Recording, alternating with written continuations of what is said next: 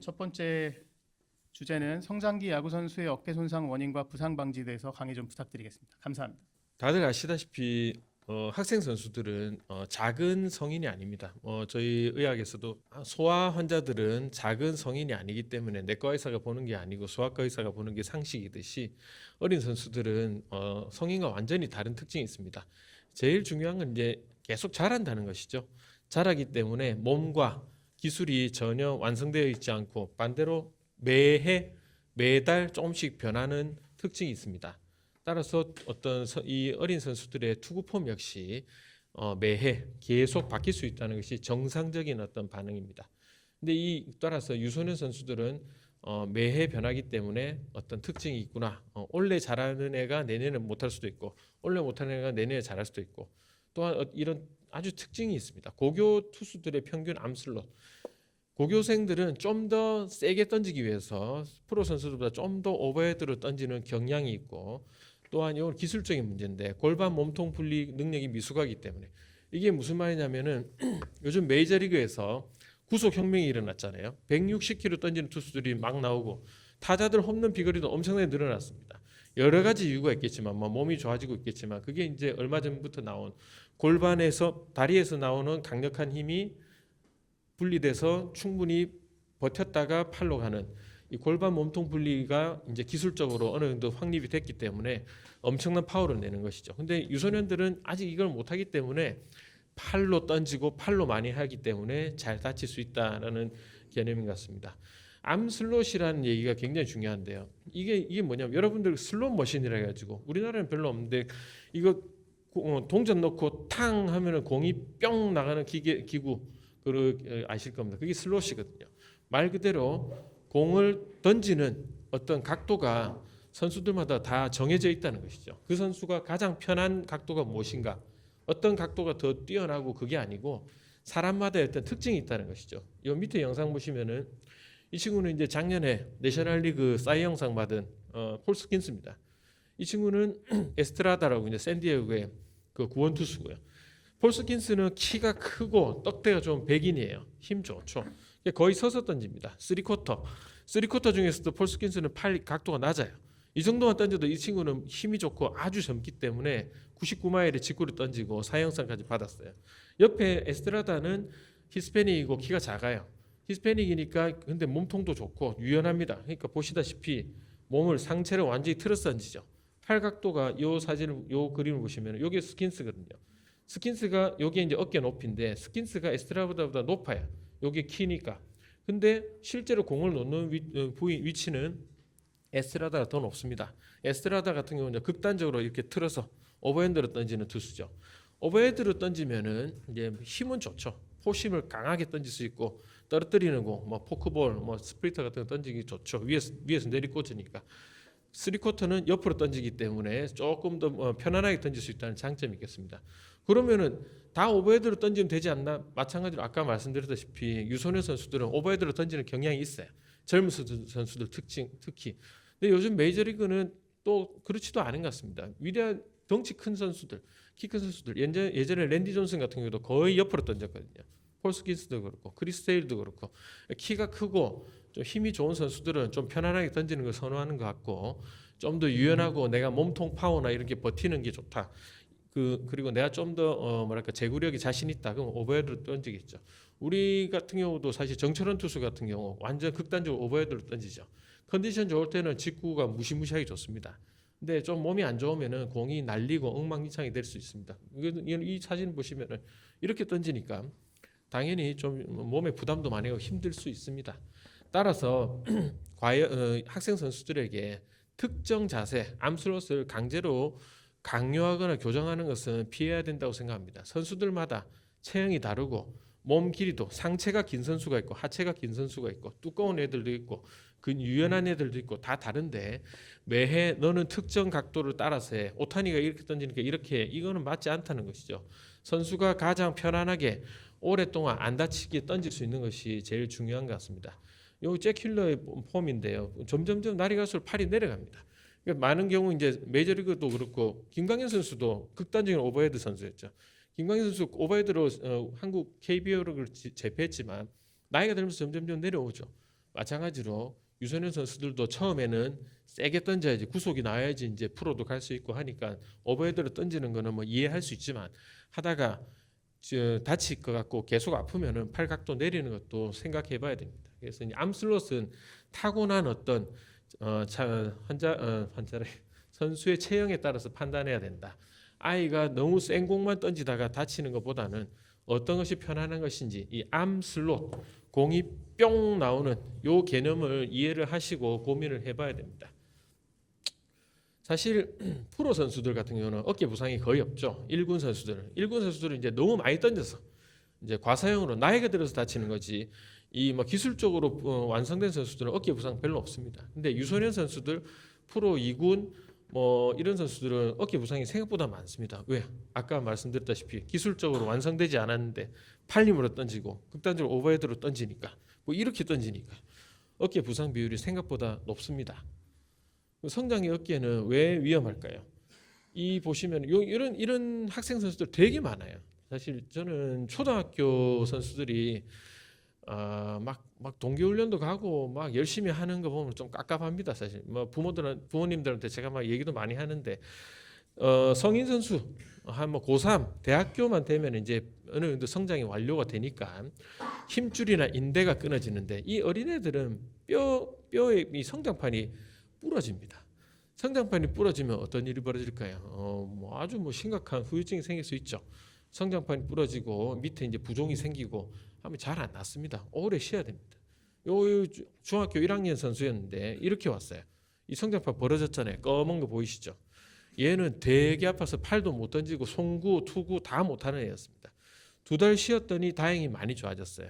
그래서 이제 팀 사정상 살짝 던져봤는데 계속 아파서 한 달 더 쉬고 3개월 쉬고 나서 이제 복귀한 케이스입니다.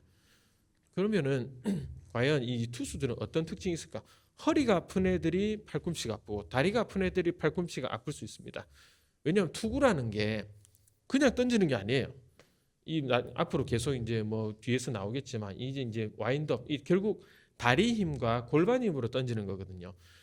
여성 격투기 선수라고 해서 이렇게 안발을 걸어버리면은 이 남자 팔이 여성의 허벅지를 못 이기는 경우가 많습니다. 마찬가지로 강력한 하체 근육으로 이렇게 힘을 모아가지고 던지는 거거든요.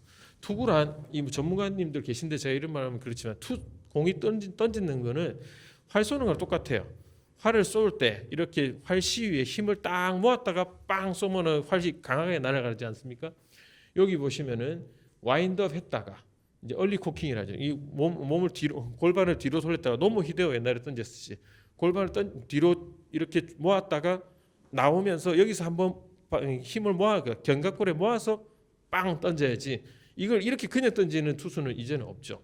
이렇게 딱 모았을 때 얼리 코킹했을 때 이 견갑골에 굉장히 강한 어떤 힘이 축적되는 것이죠. 이때 이 앞쪽에서 버텨줘야 되는데 이 앞쪽에 근력이 충분하지 않으면은 앞쪽에 관절막이라든지 연골이 찢어지는 것이죠. 그렇게 되면 이따 이재용 원장님께서 설명해 주실 전방 불안정증이 생기고 그러면 이제 힘을 못 모으기 때문에 세게 던질 수가 없습니다. 반대로 이제 얼리 코킹 해가지고 이제 이렇게 나올 때는 팔꿈치에 무리가 가고 공을 뿌리고 나서 공이 날아가고 나서 감속기 때는 이제 이 강한 힘을 몸이 버텨야 되는데 팔이 쉽게 말해서 쑥 빠지는 힘이 생기죠.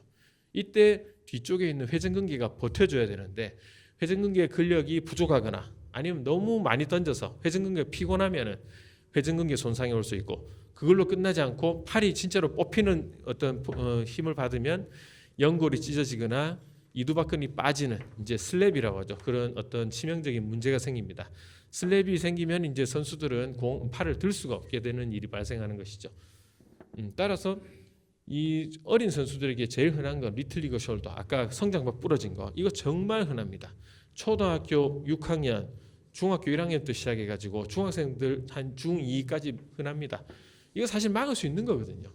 초등학생이 이렇게까지 던질 필요 있나? 저는 그렇게 생각합니다. 전방 불안정성. 내가 강한 공을 던지고 싶어. 그러면은 견갑골이 버틸 수 있는 앞쪽에 충분한 근력을 키워야 되는 것이죠. 그리고 반대로 거드. 이게 이제 앞쪽이 늘어나면은 당연한 얘기죠. 뒤쪽은 쪼여집니다. 이렇게 되니까 뒤쪽은 굳어버리고 앞쪽은 늘어나는 것이죠. 그러니까 이 전방 불안정성과 거드는 같이 올 수 있습니다. 거드가 오면은 선수들이 유연성이 부족하기 때문에 또 다칠 수 있습니다. 슬랩 같은 경우 아까 제가 공을 던졌을 때 팔이 쭉 빠져버리니까 생길 수 있는 병변이죠. 그래서 그러면 과연 얘가 진짜 다쳤는지 안 다쳤는지 우리가 어떻게 알 수 있을까요? 던지고 나서 아니면 던지는 도중에 어떤 샤프, 어떤 날카로운 통증이 있다. 이건 당연히 쉬어야 됩니다. 그리고 평소와 달리 구속이 떨어지고 공이 왔다 갔다 한다. 이거는 뭘까요? 정상적인 자신의 암슬롯으로 던지면 문제가 생기기 때문에 암슬롯이 변하는 것이죠.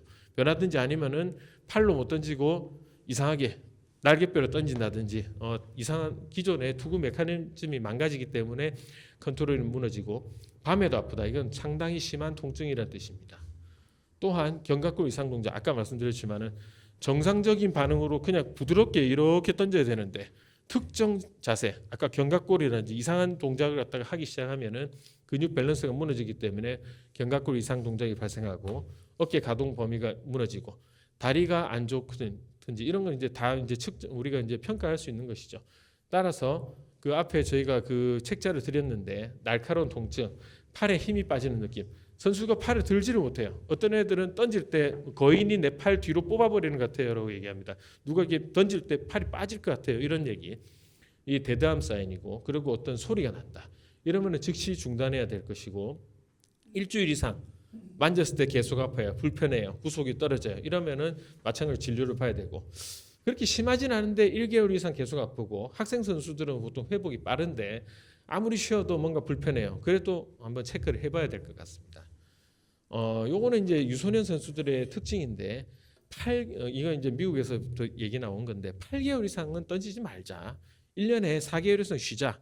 그리고 요거는 이제 여러 트레이너님들과 코치님들이 고민해 상의해 볼 문제죠. 아까 말했던 힘이 자연스럽게 와야 되는데 특정 자세 여기서 힘을 꽉 준다든지 특정 자세에서 순간적으로 힘을 꽉 쓰면은 당연히 다칠 수 있습니다. 그리고 여러 팀에서 여기저기서 막 계속 혹사 이제 과사용하고 투수도 하고 보수도 하고 이런 경우에는 문제가 생길 수 있습니다.